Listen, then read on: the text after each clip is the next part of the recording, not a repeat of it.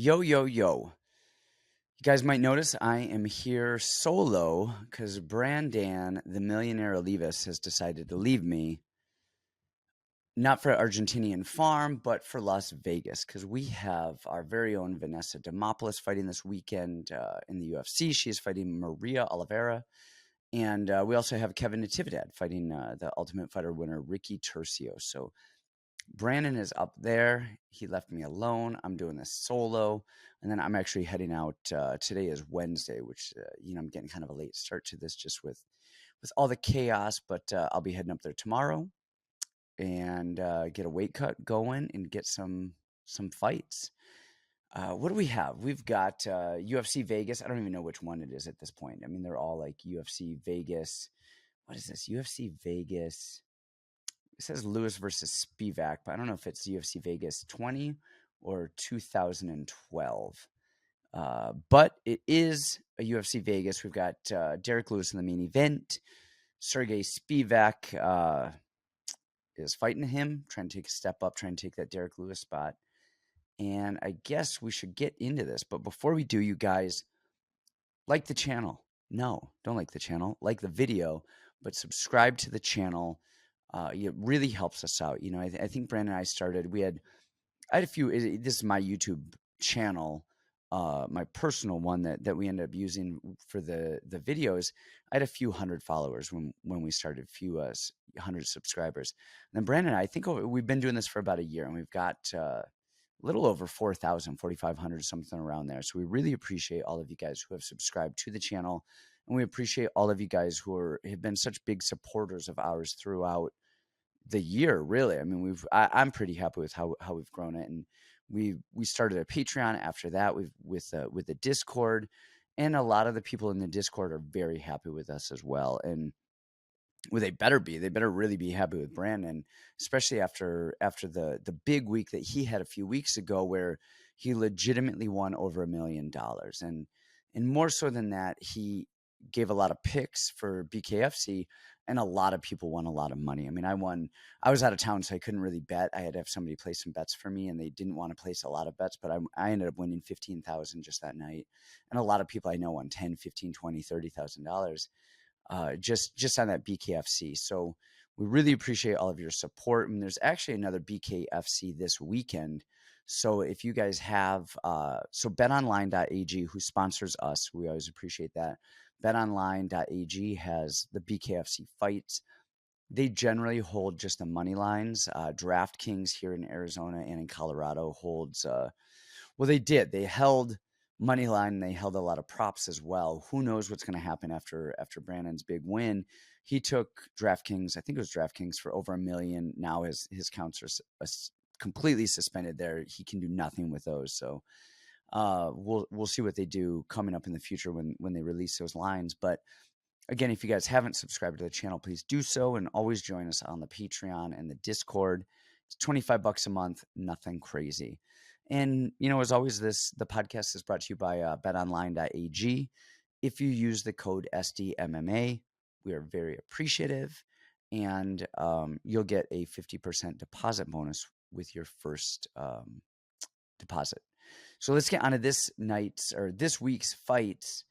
It's just me, like I said, but we'll get right into it. And there's a couple of these that I didn't tape, as you guys will probably, if you know me, there's some fights I don't tape, and I don't really do much on.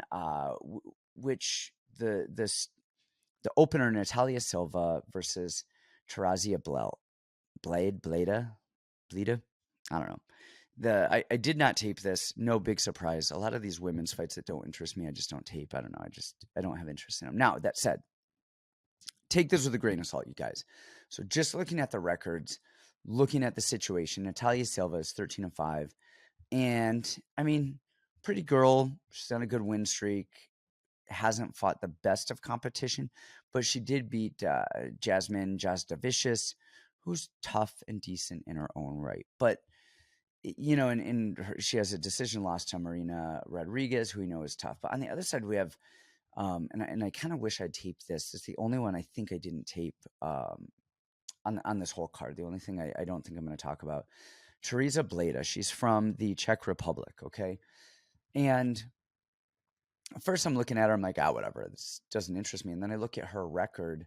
She is 6-0, but her wins are against a 7-0 girl, a 9-1, a 10-7, a 7-3.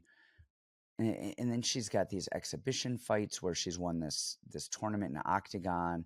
She has somewhat of a decent amateur career as well. So again, not going off of my research, take a look. This might be something to take a look at on the Teresa Bleda side, just because usually when you see amateurs with this much experience, fighting this high level of competition early, generally it means that people are pretty high on them, their coaches, and if they're beating people at this level this early, there's probably something to it. So take a look at that. Just based off that, I'm not going to say I think somebody wins or loses because of just a random record, but it's definitely something to note considering the situation. Okay, next up, we've got Fernie Garcia and Brady Hiestand, and Brady's Ultimate Fighter runner-up, which honestly he should be the champion. I thought he won that Ultimate Fighter show.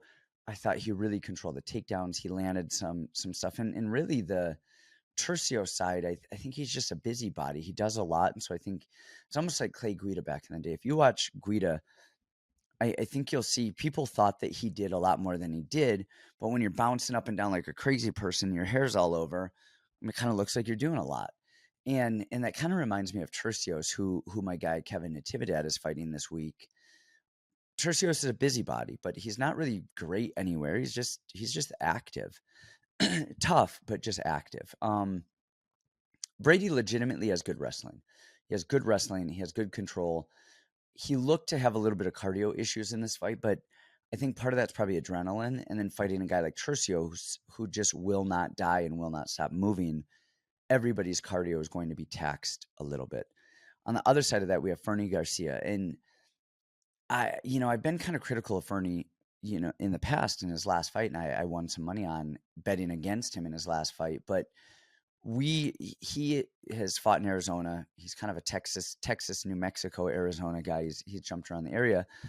We've tried to fight him. I've tried to get him to fight my guy Casey Tanner numerous times on the regional scene and was always turned down. We've had a couple other guys that we've tried to take fights with Fernie, and he's always, him or his camp, whomever, I don't know who, has always said no. Fernie's tough. They say he's a boxer and that he's been boxing his whole life. I don't think he's a bad boxer, but I don't look at him as some wild, amazing boxer. His wrestling takedowns and defense are fine. He doesn't know how to kick at all. He doesn't kick. He doesn't check kicks. He just boxes and kind of defensively grapples a little bit. I think he wrestled a little bit in high school. He's fine. I think I like Brady here to just get the takedown again and again and again. And the other thing that is of note is that Garcia, Fernie, before his fight on the Contender Series, was contemplating retirement if he didn't win that fight. So that alone is a red flag. Anybody who talks about getting out of the sport at any point, I'm going red flag, red flag, red flag. So I lean Brady. I also think this fight's going to go over 1.5 or 2.5, depending on what your book has. Bovada generally has the best odds on overs. They have over a half a round, over 1.5, 2.5. They really have the over market just on lock. So if you want to go conservative, go over 1.5. If you want to be a little bit riskier, go over 2.5. I think this fight probably goes to a decision. Neither of these guys are world beater when it comes time to anything at all, but they're both durable and they're both tough. I think fight goes to a decision or fight goes over anything is probably going to land. If you want a money line, I lean Brady on this. So next up, we've got Maria Oliveira and Vanessa Demopoulos. Not saying a word about it. As you guys know, Vanessa is, has been trained with me since she's been in the UFC. So she had her first fight against JJ Aldrich on short notice, which was up a weight class. And man, JJ is tough. And, Vanessa lost that fight, but man, she fought hard. She fought well. She won 2 fights since, and honestly, I just think Vanessa has improved so much since I met her anyway. I feel like she's really gained a lot. Maria Oliveira is tough. Has some fights in the UFC, so good luck to both of them. Not really, I'm just being polite, but on the podcast, I'm saying that, but I'm not going to really talk about these two. And then the same thing, next up, we've got Ricky Turcios and Kevin Natividad. I said what I said about Turcios when I was talking about Brady Hiestand. I think he's very busy. I think he's wild. I think he loves to be in there. He loves to be a showman. In terms of the fight itself, I don't talk about my fighters ever. And we saw this with an issue recently, just with some of the betting stuff going on. I think it's best if coaches don't talk about their fighters for numerous reasons, but for the biggest one, just putting us in a hot seat with our fighters, with the media, with you people, with anyone betting. I think it is best that if we are coaching, that we just don't talk about them. I never have, I never will. So that's that. Now, next fight I'm actually going to talk about is Miles Johns and Vince Morales. And Morales he's been in the UFC a decent amount. I mean, let me see how many UFC fights he has, because actually he's 11-6. Let's see. He's got 7 fights in the UFC. He's 3-4 in the UFC. And then he's 0-1 in the Contender, has 2 fights in Bellator, and he's fought good competition. He's fought Jonathan Martinez. He fought Chris Gutierrez, Yadong Song. I mean, those are good, tough fighters. I don't know that he was competitive in any of those fights, in the sense of that he was ever in the running for winning those fights, but he was tough and didn't quit.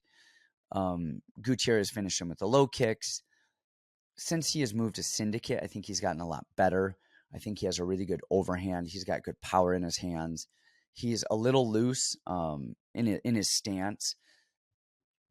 I don't know that that's the end of the world, but I just there's a toughness factor to him that can't be denied, but the technical factor in his striking, I don't know if it's really on the next level yet.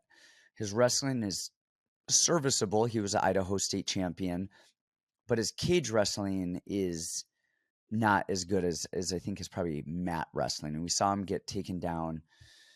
Who was it that did it? I forget. Draco Martinez. Martinez. I'm looking at Jonathan Martinez and Draco Rodriguez. Draco Rodriguez took him down on the cage a couple of times, who is definitely more of a striker, who is not some amazing cage wrestler, and Morales was taken down there. On the other side of that, we have Miles Johns, who's 12-2. He's another Fortis guy. Fortis has, I think, 3 people on the card. They've got Miles Johns, they've got Fernie Garcia, and then they have Kennedy and Chukwu later. But he's 12-2. If you guys see me looking over, I'm looking at my other computer over here just so I can see the records and everything, make sure I don't screw everything up. Johns is 3-2 in the UFC, but with losses coming to Mario Batista and John Castaneda. And I mean, the Batista fight, that was a flying knee to the face. Batista is very good. The Castaneda fight is how Miles is going to lose, I think, a lot of fights at that upper level of fights. Castaneda was just too slick. He was too slick with the in and out movement, and he would touch and pull and fire back. And Miles Johns just couldn't get the rhythm. And then Castaneda kept coming on, rocked him, ended up finishing him. That said, he does a really good job of floating in that danger zone range and inching away. As a shorter fighter, I really like that. Instead of trying to chase people, shorter fighters so often press the action and press forward. But when they're just pressing forward aimlessly, it's a lot easier for these taller guys to angle off, step out, keep the range, and fire, because the shorter guy has to get on the inside. What Johns does is he feints and he moves away, and he feints and he moves away, and he floats like, I'm right in that range, I'm going to fight you, and then he moves away. And as he moves away, he pulls them into to throw, and then he counters them well with that right hand, which he always has glued to his face. When he does press forward, I really like his jab. He will throw his jab. He'll double his jab. He'll jab to the head. He'll jab to the chest. He'll level change a little bit, and he finds his mark right there. His wrestling is decent. I mean, he was a Kansas State champion, so his wrestling's good, but his cage wrestling and his overall cage IQ and awareness are relatively good, but they're not world beater status. I really like Johns I like Johns. He's very good. He's very good. I just don't know that he's ready to fight that top level of competition, because I don't think he has the technical ability on the striking level to really match those guys. And we saw that with Castaneda. And I don't think he has the wrestling or the control and the jiu-jitsu level to really take people down. But I do like Johns to win here. I think he's going to win. I like him here. And then the over here is probably solid as well. I don't know that these guys are going to put each other out. I like the over 1.5. I don't know that besides the leg kick situation that we've really seen Morales lose or get finished. I'm sorry. I mean, he beat Smolka by overhand, but Smolka just, that chin. Lost via leg kicks by Gutierrez, and then he got rear naked choked by Pilarte, a long time ago. But he's durable. I mean, Song's not putting him out. Lopez isn't putting him out. Martinez isn't putting him out. The over here is probably solid. And I think just the activity in the technical striking ability of Johns is going to be the difference here. So I like him for the win. Moving along, we've got Jennifer Maia and Maryna, Moroz. You guys always make fun of me by the way I pronounce names, but Maryna, why not just Marina? I mean, I guess she's Ukrainian. Maryna. Mai Sharona. Jennifer Maia is 19-9, and she's 4-5 in the UFC, and Moroz is 11-3, and she's 6-3 in the UFC. But she moved up from 115, and Moroz, they call her a Ukrainian boxing champion. Okay, and I don't know at the women's level, does that actually mean anything? I mean, I know, Ukraine, Russia, all of those blocks are men's boxing are good, but I don't know about women's boxing. That said, she does have a good long jab. She does throw a lot to the body. She'll throw 1-2s to the body, which I like. I like mixing up level changes, even if you don't want to land, adding punches to the body versus just level changing really adds an entirely new layer to striking, to not even striking, to fighting. When you punch up top to the head and you headhunt, and then you level change to shoot, people see it. When you punch up top and then you just level change, I mean, maybe you catch somebody off guard at first, but then they will catch savvy to it. But when you punch up top and then you level change and then you're throwing straight punches to the body, jabs and crosses to the body, those jabs and crosses to the body mirror the same as just a level change does. So as you level change, people don't know, is he or she actually striking to the body? Are they level changing? Are they level changing and coming up? Or are they actually going to shoot? And that adds another layer to the game that Moroz does actually well. She moved to American Top Team, and I think, I'm a coach in the game, and so I don't know if I'm a hater. I don't think I'm a hater. I try not to be a hater, but I like American Top Team right now. I think they're one of the best in the game. I think for a while, I thought they had good training partners, but I don't know if the coaching and everything, maybe there's too many people or what. They've got a system figured out over there. They have really good coaches. Their wrestling is on point. And honestly, I feel like they're kind of the cutting edge of the new wrestling that we're seeing, some of the new striking that we're seeing, and that coupled with the game planning, I think they're doing really well. Moroz's wrestling has looked infinitely better since she got to ATT. And we see the wrestling as a whole really good over there. But Moroz has good jiu-jitsu too. So now she adds that layer. She's not going to shoot on Maia. Maia has the hips the size of a Volkswagen. But I think she's going to work for a body lock, possibly catch some kicks, which we've seen Maia end up on her back quite a bit by people catching kicks and putting her there. On the other side of that, we have Maia, who is very, very, very decent everywhere. Her striking is fine. It's not great. She doesn't really change things up from opponent to opponent, but it's fine. It's technical. She has her hands up. She's always in balance. She's always there. She's always ready to throw and counter and return. She's slower than shit. Her wrestling's okay, but really she's just dense, and so it's not really even good wrestling, defensive wrestling technique. It's more, I'm dense and you're not a great wrestler, so you're not taking me down. Now, if you are a good wrestler and, you've got some skills, you will take her down. But if you're just an okay women's MMA fighter and you hope to drag the fight to the ground, it's probably not going to happen against Jennifer Maia. Her cardio is good. Her fight IQ is pretty good. She knows to get back up. She is very, very, very decent. With this fight with Moroz, I think I have to go with Moroz. I have to go with Moroz because Maia is not dangerous and she's not anything. She's not very fast. She's not very dynamic. She doesn't have knockout power. She's there until somebody screws up. And if her game plan works, great. And if it doesn't work, then it's not going to work. But there's not going to be any change up in Maia's game plan or the way that she fights. And I think the volume of Moroz standing and Maia's slowness and not having knockout power, that coupled with the possibility that Moroz gets on top. Is it with a body lock takedown? Is it with catching a kick? Is it with a scramble? I could see that happening at some point. So I have to lean Moroz on this. And again, I think an over here is good. I think there's a lot of really good overs here on this fight. Moving right along. Now, don't you wish I had somebody else here with me? Because I get bored hearing myself. I love speaking. I love hearing myself speak. But I don't know if I'm speaking too much because I'm just here alone and I can't read anybody. So I'm just reading myself in this screen looking back, and it's weird. Let me tell you, it's a weird.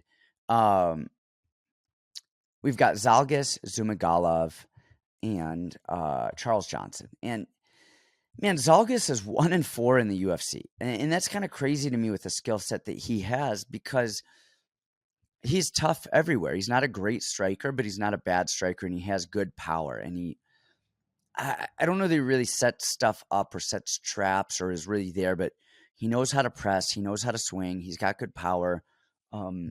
He will kick, even though it's not, technical. You're not going to show a kicking video. He's not going to do a kicking seminar. Hopefully not. Maybe he's probably already done a kicking seminar, and you guys will be like, yeah, he will do a kicking seminar. But he's got a good chin. He's the male version of Jennifer Maia, all right? He's a much better wrestler than Jennifer Maia is, but he's good. He's solid. His cardio is not bad, but the last few fights I feel like it's faded, that he's slowed down a little bit, and he is getting a little older. I think he's 34 now. His body lock takedowns are good. His ground and pound isn't bad. I wouldn't say like guard ground and pound, but as people are getting back up, he will throw some punches and then try and re-wrestle them. On the other side of this, we've got Charles Johnson. And I thought Johnson was going to beat Mokaev, whatever the hell his name is. And because Johnson is fast. He's a good striker. He's dynamic. He's long and tall and lean. He checks all of the striking boxes. And then you've got he's smart. He knows that if he gets taken down, he scoots to the cage and he gets back up. He doesn't play guard. He knows to get back up. We saw that against Mokaev, where he would get taken down and he would scoot to the cage and would get back up and he would defend the takedowns and do as much as he could. But honestly, Mokaev was just good. He was on him. He was relentless with those takedowns and he was relentless with his control. And Johnson could not open the grip of Mokaev, and he just kept getting taken down again and again and again and again. But Johnson kept fighting. He kept trying. And then if nothing else, I think he just was too nervous. He didn't want to open up because every time he did, Mokaev would find his way inside and grab him. I think this fight is going to take place almost exactly how that fight did. Zhalgas is going to strike more. He's not going to pressure as much. That said, I do think he's going to work for the takedown, work for the body lock takedown, and do all of the stuff that Mokaev did. But I don't think he's as good as Mokaev. I don't think he's as fast as Mokaev. I don't think he scrambles as well as Mokaev. And I don't think he's as relentless with that young, up-and-coming passion that Mokaev had. And we saw Jeff Maryna do pretty well against Zhalgas in all of that same stuff. Getting taken down, getting back to his feet, trying all of that stuff. I think Johnson's going to have a little bit more of a sense of urgency in this one. And I am not jumping off the Johnson train yet. I think this might be the last time we see Zhalgas in the UFC, and I think that's crazy because I really think he's very good. I just don't think that he knows how to put it all together yet in the UFC, which is insane because he does have a lot of fights. He does have a wrestling background. I just don't think he knows how to win yet. And I think Johnson is going to exploit that and be a little bit busier in kind of a very similar fight to the Jeff Molina Zhalgas fight. Molina is just going to do enough damage and striking while Zhalgas is trying to wrestle and hold on the cage. And I think the judges are going to give this to Johnson. All right. We've got Danny Roberts and Jack Della Maddalena, who, if you guys watch the podcast regularly, you know I love me some Jack Della. I mean, his boxing is clean. He is crisp. His in-pocket boxing is legitimately very good, but not for MMA standards, but for actual boxing. He's tight. His hands are high. He's rolling in the pocket. He's ripping body shots and coming upstairs. He is a bit bystantial. I think he's more of an orthodox fighter, but he will switch southpaw. He will cover and roll, fight on the inside, and find his strikes. He's not a huge kicker. He's heavy on his lead leg, and he's not a huge grappler, though he's a very good defensive wrestler. I love his Grambies and his rolls and his scrambles to try and come up. And then in his last fight with Amiv, he scrambled out, got into a really tight anaconda choke and got out of that.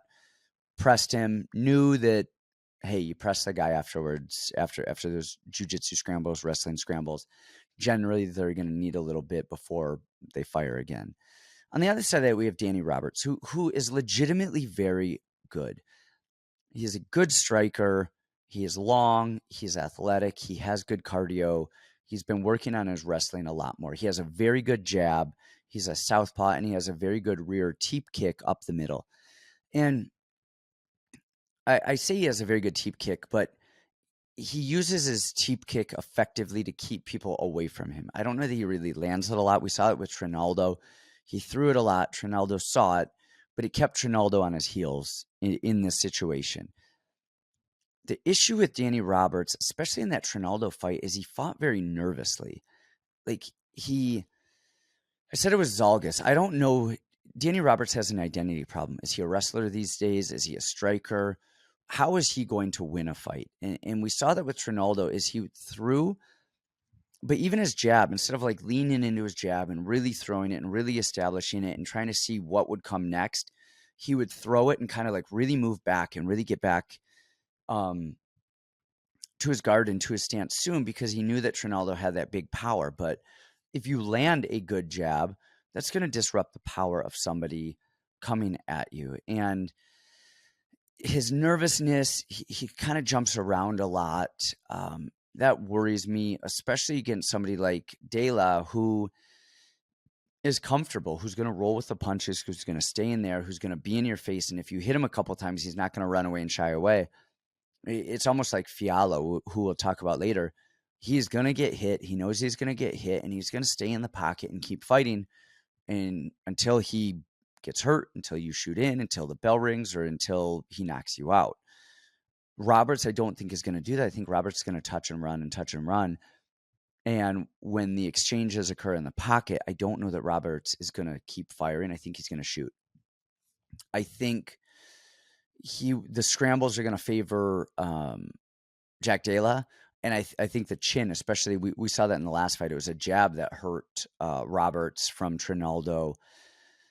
We can't always expect the same things to occur again and again, but is he 35 or 34? He's 35.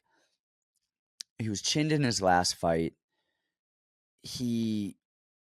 Again, I don't know that a guy like that is going to beat this up-and-comer like Della. Now, that said, I do like Della Maddalena here. I think he's going to have to overcome a few minutes of Roberts landing and sticking him before he kind of covers and finds his range. Don't empty the bank account. Look, I think Della's going to win. Do not empty the account on Della because Della has not fought really high-level competition yet. He fought Amiv, sent him down with a body shot. Hey, anybody can be dropped with a body shot. He fought Pete Rodriguez, who is not the upper echelon of the division, all right? And then he fought Angalusa, who is tough. But again, that is not a guy who is going to. Sorry, my nose itches. Had to itch it. Who's not a guy? Lusa is not a guy who's going to be a top contender. Now, Della looks good, and he should look good because he's fighting lower level competition. But he's taken a big step up in competition. He's taken a big step up in athleticism and in skill with Roberts. Now he's going to have the youth and he's going to have the chin. But if the skill level is too varied and the athleticism is too varied, that might not make a difference. So I do like Della here, but careful. We've seen this before. We've seen the Victor Henrys. We've seen the Tagirs. We've seen the Heoni Barceloses. These guys who are so technically good everywhere and they still lose. I mean, this stuff happens. So I do like Della here, but don't go nuts. This could Tagir us a little bit. This could Filaho us with Matthews. Filaho lost with Matthews, and we saw that in a lot of parlays were busted, a few months ago. All right, next up, we've got Andre Filaho and Muslim Salikhov, all right? Salikhov, now, I'm just going to say, there's not a lot to say here. I love Filaho. He presses forward. His hands are high. He has no idea what head movement is. He has no idea what kicks are. He doesn't know what wrestling is, even though he's a good defensive wrestler. And we've heard a lot of stories about him being an actually good wrestler, but he doesn't wrestle. He doesn't kick. He doesn't jiu-jitsu. He walks forward and he waits for you to throw, and he pulls back and he fires right hands. And then after that, he'll fire other combos, but that is his bread and butter. Is he loves to pull off a jab and counter with a right hand. We saw him with Matthews, Matthews is good, man. He looked really good in that fight. He looked really improved. Matthews kept sticking him with these jabs and then was actually pulling Andre Filaho in and firing over the top. But he hit him a lot in these exchanges. He hit him a couple times with left hooks in the first round in those firefight exchanges because Fialaho's chin is kind of up and he doesn't move, and he kind of keeps his hands are up, but they're up low. Like they're at his chin, but the whole rest of his face is open. So if you guys see me, if you're watching on YouTube versus listening to a podcast, yeah, my hands are on my chin right now, but the entire upper side of my face is open to get punched. And in that pocket, those hands slide even lower. And we saw that with Filaho in the first round. And then in the second round, Matthews was pulling, firing overhand, and then he pressed Filaho, uppercut, hook. That's a wrap. So I love Filaho, but he's very one-dimensional. He does what he does, and that's that. Now, on the other side, we have Salikhov, who, honestly, like we don't even have to go into it. This is a gift fight for Filaho. They like Filaho. They want Filaho to win. Salikhov is 38. He is not a fast, dynamic puncher. He's a 1 or a 2 puncher. He does not throw a lot in the pocket. And he's a spinner. He likes that spinning heel kick.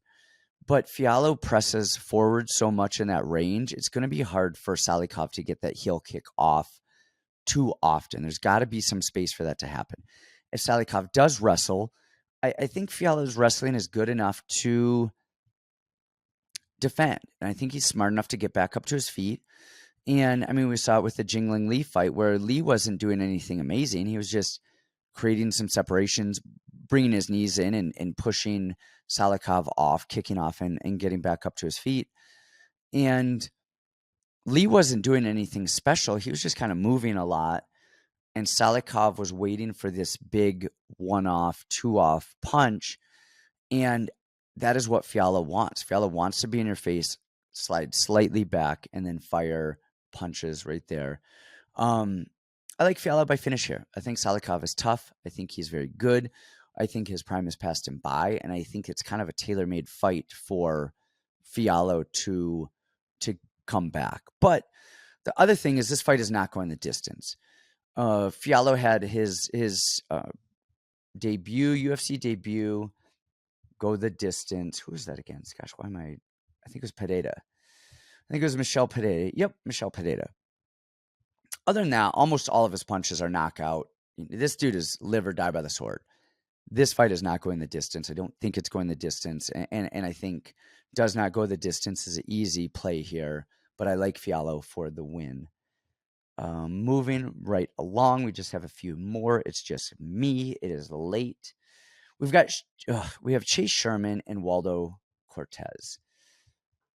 This is a weird one because I am really, really, really not big on Waldo Cortes. He's an Arizona guy. I don't have anything against him at all. Um, I just think he's very one-dimensional, and I think at heavyweight, there aren't a lot of heavyweights. Is he Dominican or is he Cuban? I forget. He's Dominican Republican. So I think the UFC likes this. They like this fighter. Speaks Spanish, from the Dominican, was a baseball player at one point, is big, athletic. They need guys in the division. We saw against Jared Vanderlei where he just got leg kicked again and again and again and again. And then Vanderlei kind of stopped doing it. I don't know why he stopped doing it. He did. Vanderlei is not a phenomenal striker. What he does do is he keeps his hands high, and he's somewhat durable. And honestly, he threw those low kicks, so that was good. On the other side of that, we have Chase Sherman, who, well, actually, let's get back to Cortes for a second. He is a boxer. He has a lot of boxing fights, lower level, local, regional stuff here. But he's not a phenomenal boxer. If you watch him in his fight, in his Contender Series fight, in his fight with Vanderlei, he's a guy who's just in your face. He's got a good jab. And, man, it's overhand, big, looping left hook. It is not good, clean footwork.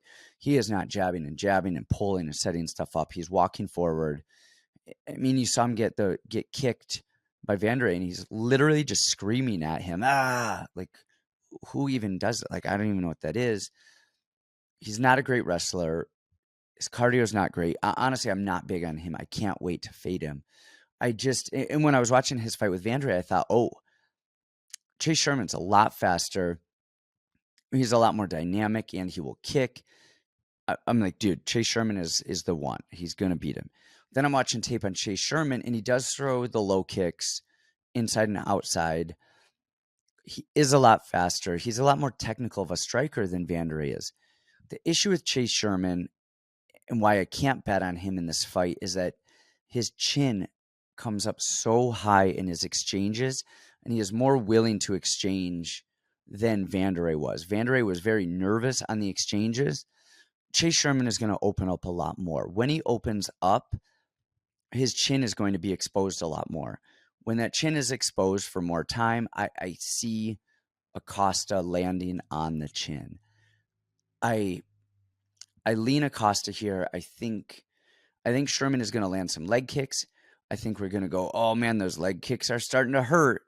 But I don't think he's going to get finished by leg kicks before Acosta finds the chin of Sherman. And Sherman is 4-9 in the UFC. I mean, that is not a good record. For the most part, he's lost to grapplers, but, you know, I mean, he has lost to some strikers. I mean, his last two notable wins are to Jared Vanderlei and Ike Villanueva. I mean, those are not overly impressive wins, but Waldo Acosta or Cortes-Acosta, I can't wait to fade him. I don't think this is now. I think the fight does not go the distance either. I think these two boys are going to swing, and somebody's going to be looking at the lights before everything is said and done. But I lean Acosta here. Co-main time, boys and girls. We've got Ian Cutelaba and Kennedy Nzechukwu. And you guys have heard me be very critical of Ian Cutelaba before. And rightfully so. He might be the dumbest fighter on the planet in terms of the way that he fights. He has very good wrestling. He has good power. He's athletic. He has so many good attributes about him, and he just goes in there and swings for the fences. We saw it in his last fight against Johnny Walker. Goes in, takes him down. They scramble. He gives up his back, and he gets choked out. Jeez. Ryan Spann. We saw him get numerous takedowns on Ryan Spann and then just ape himself into a guillotine. On the other side of this, we have Kennedy Nzechukwu, who I think the UFC was waiting to cut 1,000 times by now because the guy does not do anything. He does not fight. He's the ultimate Homer Simpson. He stays at range and kind of moves like, oh, I'm setting stuff up, but he's not actually setting stuff up. He just backs up, and then he moves away. He'll fire a long straight, a long jab. Then he moves away. When people bomb on him, he just shells up long enough for them to get tired and just well enough for him to not die. and then he just finds a way to win. I don't think that you can bet Cutelaba here no matter what. If you love him, you just sit this fight out. If you think he's going to win, you sit it out because he's just a time bomb. You cannot trust him. This has got to be Kennedy or nothing. I'm not big on Kennedy. I think he's serviceable everywhere, but he's a big, strong, durable, patient human.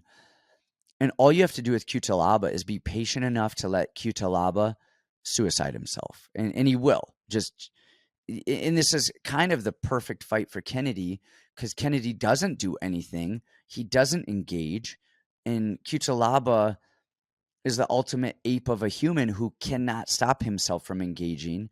And outside of something really fast and early, I mean, and Cutelaba could win. I mean, he could go in and get takedown after takedown and just wrestle this dude and just win a very strategic fight. But when have we ever seen Cutelaba be strategic? So I like Kennedy for the win here. Honestly, I think either way, I don't think the fight's going to go the distance. I think one of these two is going to screw up well enough to where somebody dies. But I like Kennedy for the win. And then, all right, that brings us to a short solo podcast alone with me. We've got Derrick Lewis and Serghei Spivac. And, again, actually, before we get to this, if you haven't liked the video, please do, and please subscribe and definitely check out the Patreon. And of course, show some love to our sponsors, Betonline.ag, and use code SDMMA. So that helps us out quite a bit.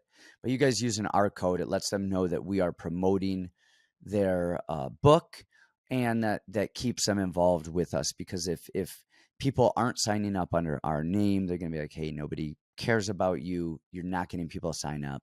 We're not sponsoring you anymore. So check out the Discord, check out BetOnline. And if you guys haven't bought my memoir, check that out too. If you have bought my memoir, please review it on Amazon because that helps me out. So Derrick Lewis, 26-10.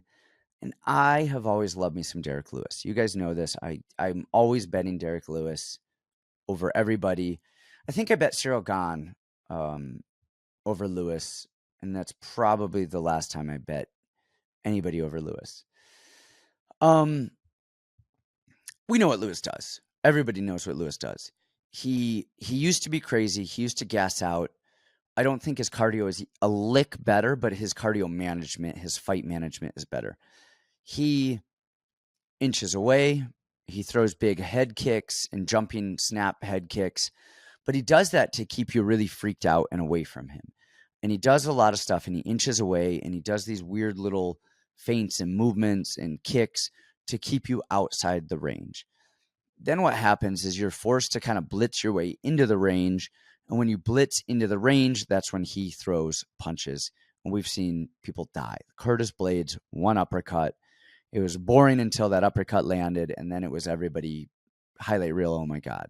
Now, the thing with Derrick Lewis, though, is yes, he has that death touch. Lately, he has looked as if he doesn't want to fight. In both of his last two losses, the Tuivasa and the Pavlovich fight, he just looks like he doesn't want to be in there anymore. He's 37. I mean, he could go out there and kill everyone on the planet, or, but I guess killing everyone on the planet, you have to have the desire to kill everyone on the planet. And to do that, you need hate and testosterone and whatever else you need. You need that drive. You need desire. I don't know if he has that drive and desire anymore. On the other side, we have Spivac, who is not a power puncher. He's not a great striker. He's a decent striker.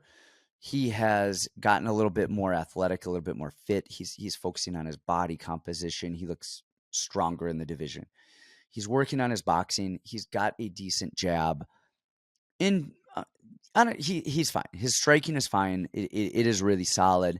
He's fast. He moves well. Where he really shines is the offensive wrestling. We saw that with, we've seen it a lot, but in his last fight against Sakai, he clinched and got an inside trip, which is great against big guys, is you get big guys tipping. You don't shoot doubles underneath them where they just fall, let gravity take over. That is a sprawl right there. You do not want 265. Well, actually, he cuts weight, so 280-ish, 290 pounds.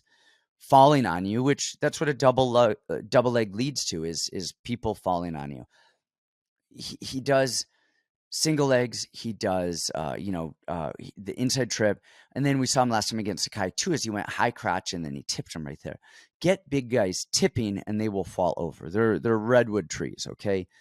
I see Spivac winning this. Now, we all know Derrick Lewis can turn the lights off. So if you guys are worried about that, then don't bet it. It's always scary betting against a Derrick Lewis because he has that power to just turn the lights off. I think Spivac is going to do enough on the outside to not die. And I think he's just going to clinch again and again and again, get Derrick Lewis off balance, and probably find some sort of a TKO or maybe even a submission once he establishes that top control a little bit. Because I think we've seen it before where people get Derrick Lewis down, they don't want to move, so they just kind of hold him until Derrick Lewis does the Undertaker and just stands up and levitates. Spivac has good ground and pound, and I don't think he's going to be worried about that. I think he's going to want Derrick Lewis to move, and I think he's going to transition to his back when he does and either find some good ground and pound there or maybe even a submission. But I like Spivac here. He's young. He's hungry. I think he's just getting better and better. I think he's in the hunt for a title. Derrick Lewis is dangerous. He's dangerous as hell. I love Derrick Lewis. I love the Black Beast. I love his interviews. I wish he was 5 years younger still. I wish we could see Derrick Lewis fight in the UFC forever. I think Spivac is going to get the win here this weekend. So that is what I have. Also, you guys, we've got a BKFC this week. That is where Brandan won his money. So if you guys want, we've got LFA, we've got Bellator, and we have BKFC this week. So definitely take a look at the Patreon, take a look at the Discord. All of our picks will be on there. And happy betting. I am out.